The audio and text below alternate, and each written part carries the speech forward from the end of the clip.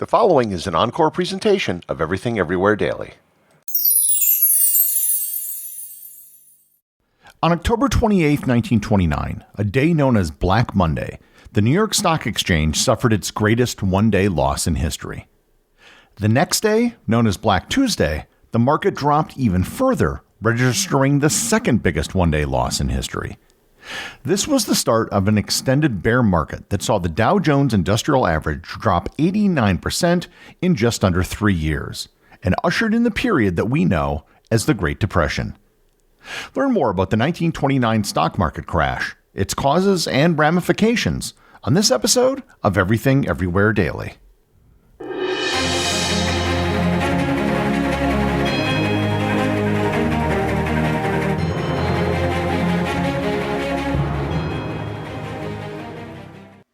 This episode is sponsored by Mint Mobile. If you're a regular listener, you know that I spent over a decade traveling all over the world. During my travels, I would often get mobile plans for my phone, and I noticed that almost everywhere in the world had much, much cheaper phone plans than what we had in the United States. That all changed with Mint Mobile. With Mint, you can get monthly plans that start at just $15 a month. That's why I recommend Mint Mobile. All plans come with high-speed data and unlimited talk and text delivered on the nation's largest 5G network. Use your own phone with any Mint Mobile plan and bring your own phone number along with your existing contacts. At Mint Mobile, their favorite word is no. No contracts, no monthly bills, no overages, no hidden fees, and no BS. Ready to say yes to saying no? Make the switch at mintmobile.com/EED. That's mintmobile.com/EED. Upfront payment of $45 required, equivalent to $15 a month. Limited time new customer offer for first 3 months only. Speeds may slow above 35 gigabits on unlimited plan. Tax and fees extra. See Mint Mobile for details. This episode is sponsored by Uncommon Goods. The holidays are sneaking up fast, but it's not too early to get your shopping done and actually have fun with it. Uncommon Goods makes holiday shopping stress-free and joyful, with thousands of one-of-a-kind gifts that you can't find anywhere else. Uncommon Goods looks for products that are high quality, unique, and often handmade or made in the USA. Many are crafted by independent artists and small businesses, and because they're made in small batches, the best finds can sell it fast. Uncommon Goods has something for everyone. From moms and dads to book lovers, history buffs, and diehard football fans to foodies and mixologists, you'll find thousands of new gift ideas that you won't find anywhere else. I've been looking for a charcuterie board for ages, and I finally found one that I like on Uncommon Goods. So shop early, have fun, and cross some names off your list today. To get 15% off your next gift, go to uncommongoods.com/daily. That's uncommongoods.com/daily for 15% off. Don't miss out on this limited time offer. Uncommon Goods. We're all out of the ordinary. The stock market crash of 1929 was not the first market crash in history. There had been other crashes, some of which were enormous. The Dutch tulip bubble, which I covered in a previous episode, occurred back in the 17th century. The 18th century saw speculative bubbles for particular joint stock companies, such as the French Mississippi Company, the British South Seas Company, and the British East India Company, as well as the collapses of credit markets. In the 19th century, there were various bank panics about once a decade in the United States and the United Kingdom, but they also occurred in France and nations such as Brazil. The Dow Jones Industrial Average was created in 1896 by taking 30 major stocks and creating an average of their prices to reflect the overall market. After the creation of the Dow Jones, there were several one-day market crashes that still rank amongst the worst in history. On October 18, 1899, the market fell by 8.7%. On March 14, 1907, the market fell by 8.2%. And on February 1st, 1917, the market fell by 7.2%. These market crashes weren't common, but they also weren't unheard of. They often led to what were called depressions, which today we would just call a recession. After the end of the First World War, the American stock market experienced a bear market. From October 1919 to August of 1921, the market declined 43%, from a high of about 118 down to 67. Much of this had to do with the transformation from a wartime economy to a peacetime economy. However, that low point in 1921 set the stage for a decade of some of the fastest economic growth the world had ever seen. It became known as the Roaring Twenties. There were a host of reasons why the economy took off in the 1920s. For starters, there was pent-up demand from the war. When the economy finally transitioned back to peacetime mode, factories that had been producing military goods began producing consumer goods, and industry was able to meet the demand that hadn't been met while they were engaged in military production. The next big thing was the expansion of several major technologies throughout the economy. Electricity became more widespread in homes and factories during the 1920s, powering a variety of new appliances like refrigerators, vacuum cleaners, and radios.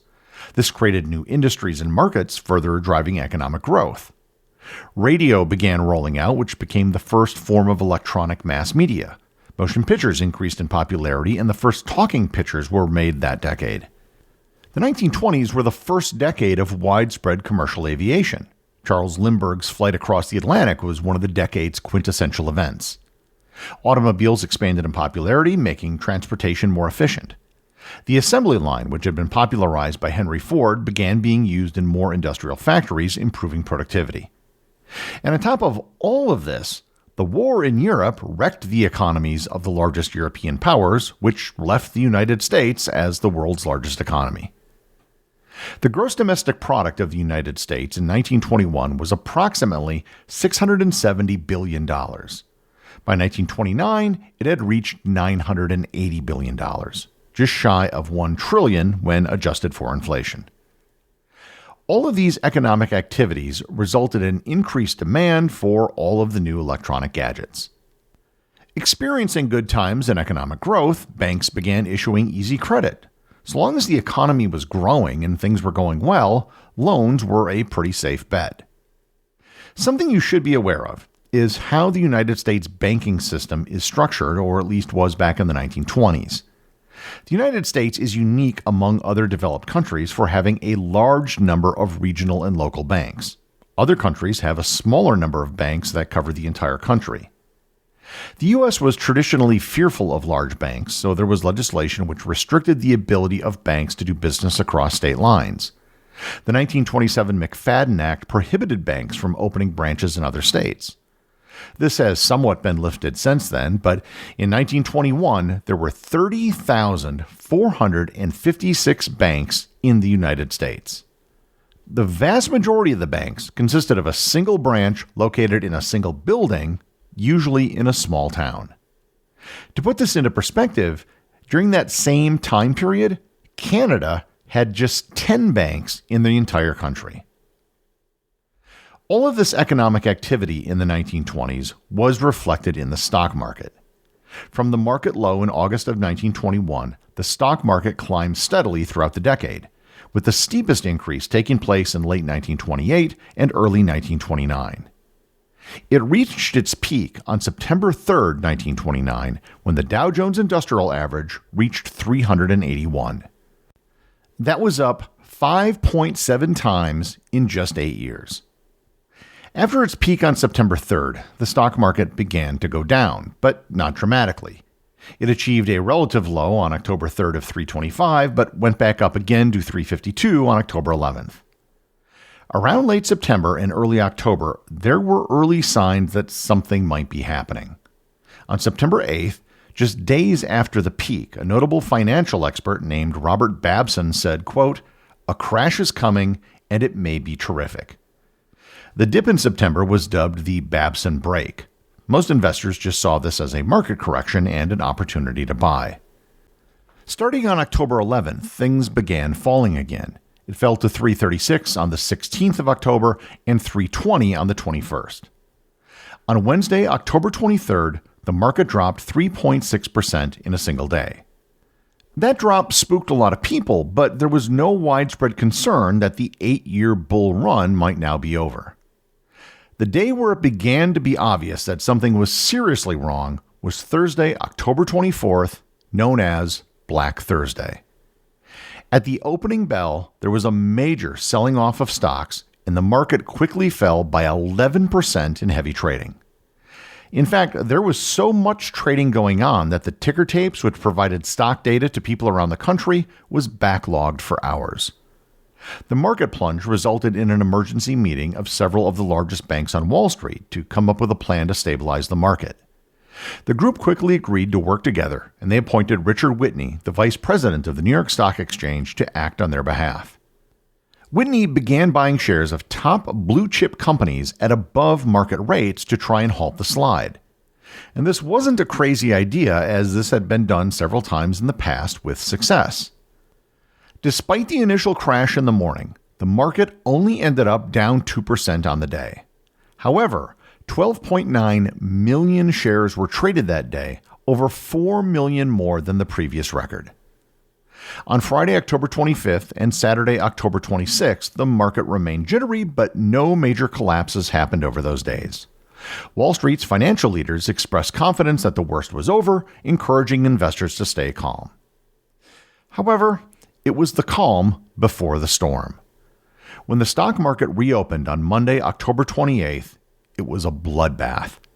Many investors were forced to sell in order to make their margin calls, more on that in a bit, and the market went into a free fall.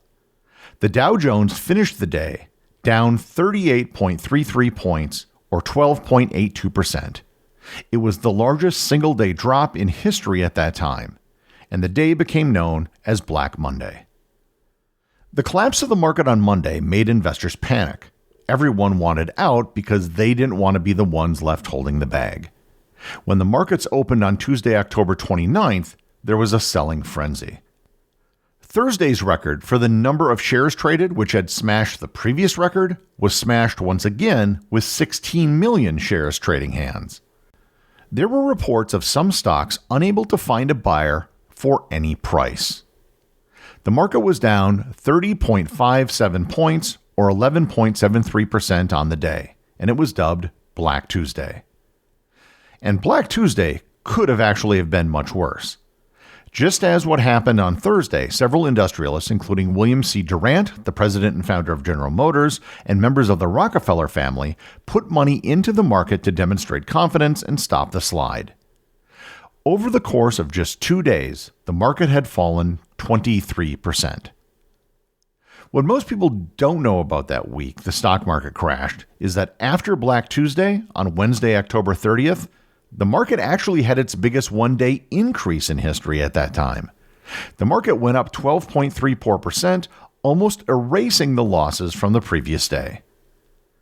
That was pretty much the definition of what investors call a dead cat bounce.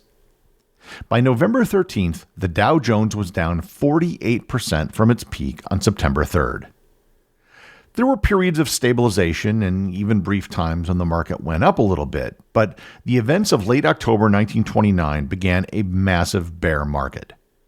The Dow Jones Industrial Average continued to drop until it reached its bottom in July of 1932 when it hit 41.2.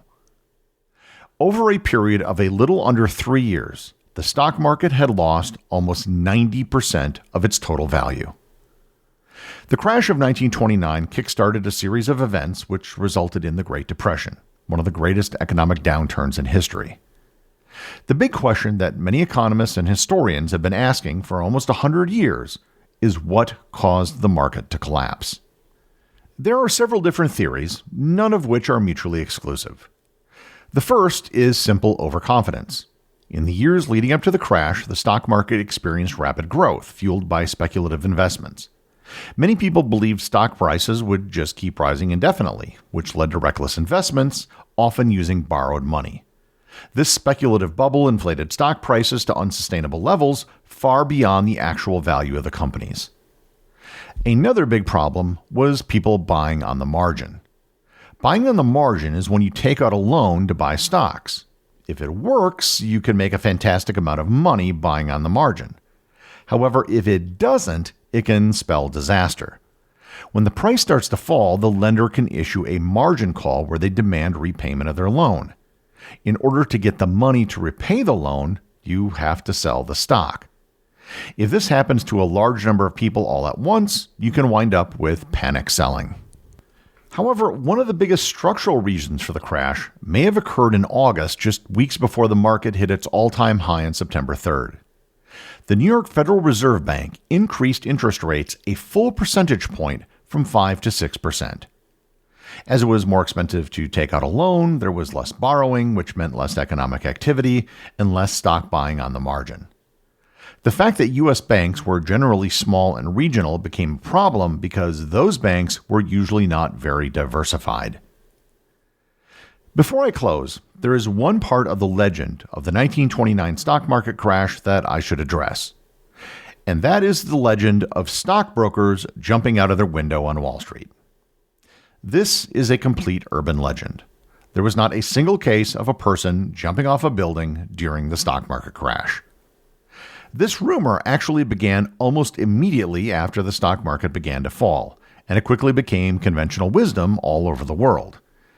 In fact, research has shown that the number of suicides in October and November of 1929 was actually below that of other months that same year. On October 24th, Black Thursday, there was someone who died after falling from a building, but he was a German tourist, and it took place before the market even opened. The rumors became so persistent that on November 14th, New York City's chief medical examiner had to issue a press release saying that there hadn't been an uptick in suicides. In fact, they were down from the year before. That being said, there were 2 cases of people in financial-related jobs jumping off buildings weeks after the crash. However, this was well after the rumor started. The crash of 1929 ended the Roaring '20s and was the start of the Great Depression, which saw unemployment reach rates of almost 26% in 1933. As for the stock market, it wouldn't be until 1954, 25 years after the September 1929 peak, that it would ever reach those heights again. The executive producer of Everything Everywhere Daily is Charles Daniel. The associate producers are Austin Oetken and Cameron Kieffer. My big thanks go to everyone who supports the show over on Patreon. Your support helps make this podcast possible. And I also want to remind everyone about the community groups on Facebook and Discord. That's where everything happens that's outside the podcast, and links to those are available in the show notes. As always, if you leave a review on any major podcast app or in the above community groups, you too can have it read on the show.